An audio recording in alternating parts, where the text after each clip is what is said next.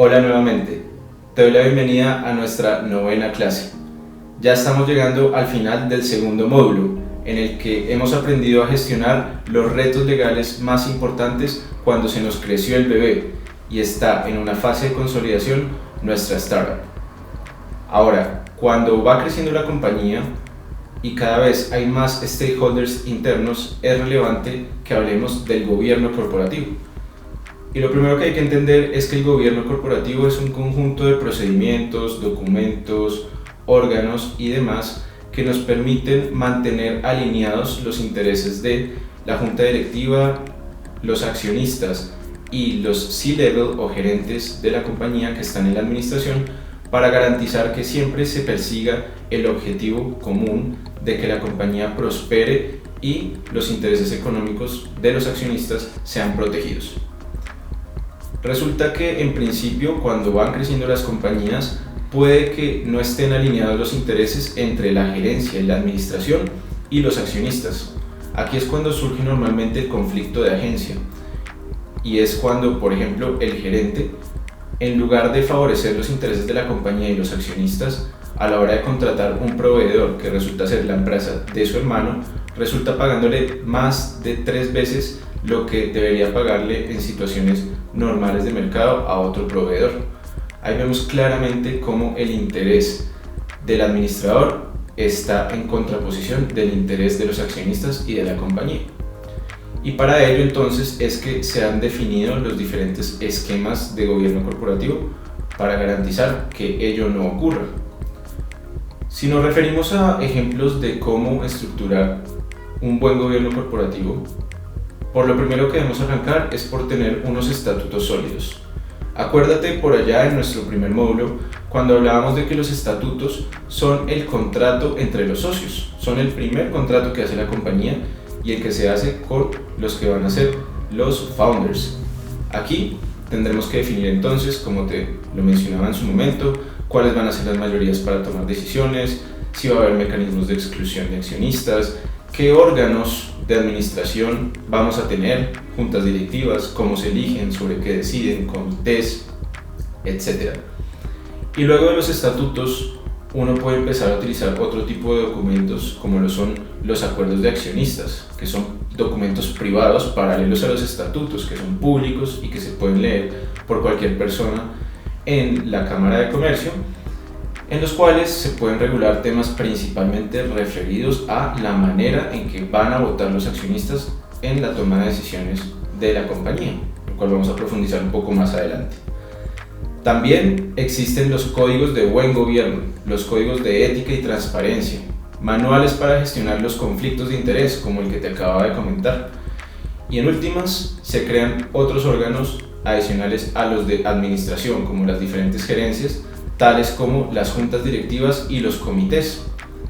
Diferentes comités de gestión que pueden apoyar a la junta en la toma de decisiones.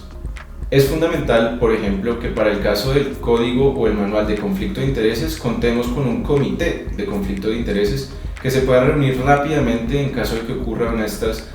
situaciones y tome decisiones rápidamente para corregir. En este orden de ideas, como puedes evidenciar, un esquema de gobierno corporativo se construye desde unos buenos estatutos hasta diferentes documentos o políticas internos de la compañía que son supervisados y cuyo cumplimiento se garantiza a través de unos órganos de administración y de toma de decisiones corporativas. Profundicemos entonces un poco más en el acuerdo de accionistas o Shareholders Agreement. Este, como te decía, es un documento privado y paralelo a los estatutos. En él puedes definir una serie de figuras que te sirvan como una válvula de escape ante un conflicto con tus propios socios. Lo primero que tienes que entender es que tienen una duración máxima de 10 años, que puede ser prorrogable, pero que no puede exceder de los primeros 10 años en principio.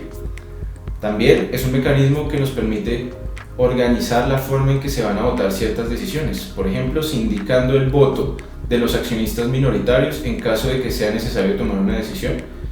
y tengamos que poner a todos ellos de acuerdo con la misma.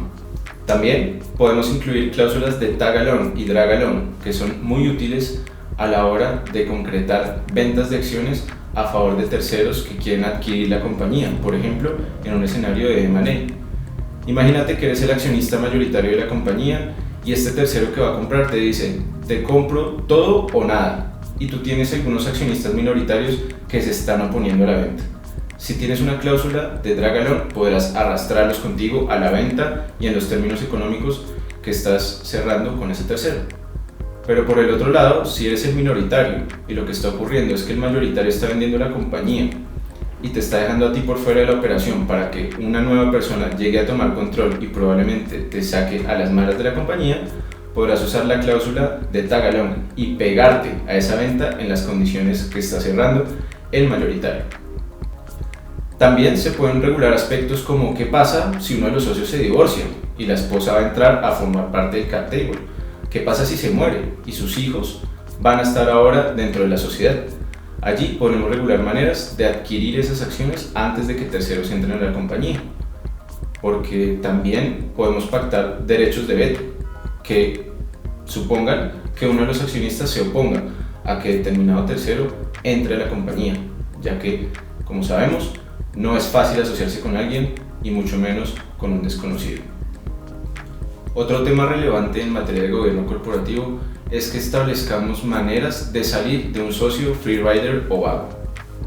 Para nadie es un secreto que uno puede iniciar sociedades con unos partners y luego a lo largo del tiempo se desmotivan, consiguen un trabajo, simplemente ya no les gusta el proyecto, pero se quedan con unas posiciones de equity que, si no tenemos formas de quitárselas dentro de un marco legal, básicamente vamos a quedar condenados a tener que comprárselas, como ya lo habíamos visto en clases anteriores. Así que acá es clave que, en principio, en tus estatutos pactes cláusulas de exclusión de accionistas. Ojo, en las SAS se tiene que pactar expresamente, porque de lo contrario no se puede acudir a las normas de las sociedades anónimas que existen en materia de exclusión de accionistas. También te recomiendo que utilices un contrato de reverse vesting con todos los founders que constituyen la compañía contigo, para que se comprometan a quedarse un mínimo de años y el cumplimiento de objetivos para asegurar el derecho a retener esas acciones y no tener que revendérselas a la sociedad o a ti. Y que en caso de que se tengan que revender esas acciones, existan las reservas estatutarias o convencionales con utilidades líquidas de la compañía para que la sociedad pueda readquirir esas acciones.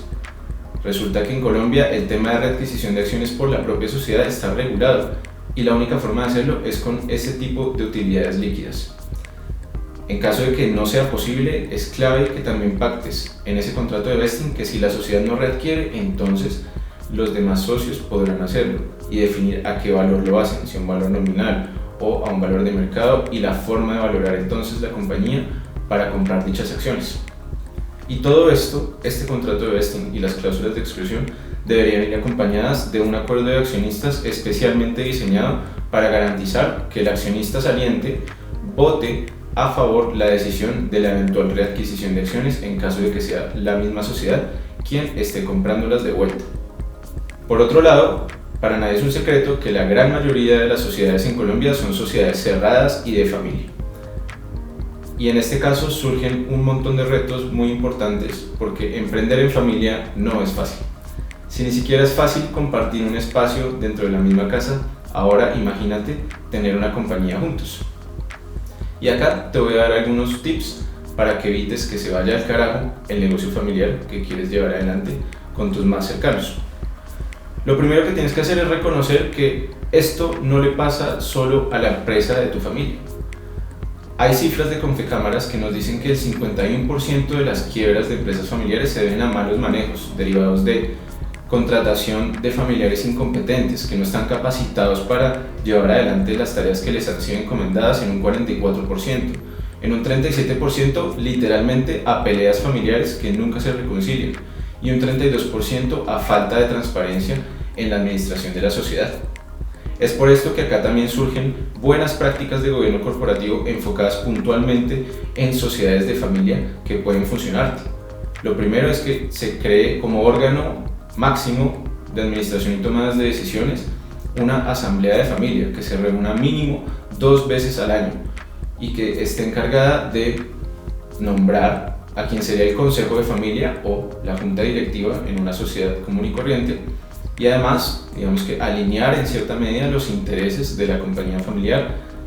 bajar un poco los humos y digamos que tener una relación lo más cordial posible y alineada con los objetivos estratégicos de la compañía. Puedes usar también un protocolo de familia que tiene como símil el acuerdo de accionistas para definir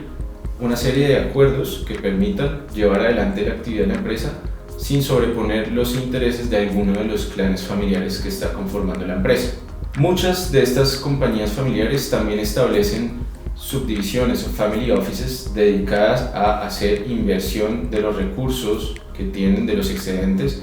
en otros negocios, en otras verticales. Muchos de ellos lo hacen en startups.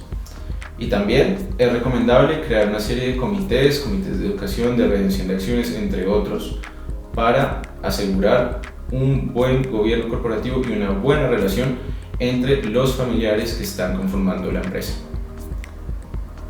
Por último, te invito a que vayas a nuestra sección de descargables y leas el blog en el cual analizamos el caso de Mark Zuckerberg en contra de Xaverin, cuando lo sacó literalmente de taquito de Facebook a través de prácticas poco éticas en el marco del gobierno corporativo. Esto con el fin de que no te pase a ti. Así que en conclusión, has aprendido que el buen gobierno corporativo de tu compañía se construye desde el momento cero, con unos buenos estatutos que ojalá estén hechos por un profesional en el derecho,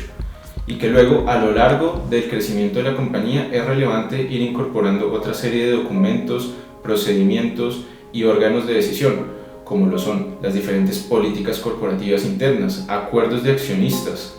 y juntas directivas o comités que tomen decisiones rápidamente y de manera acertada. Nos vemos en la siguiente clase.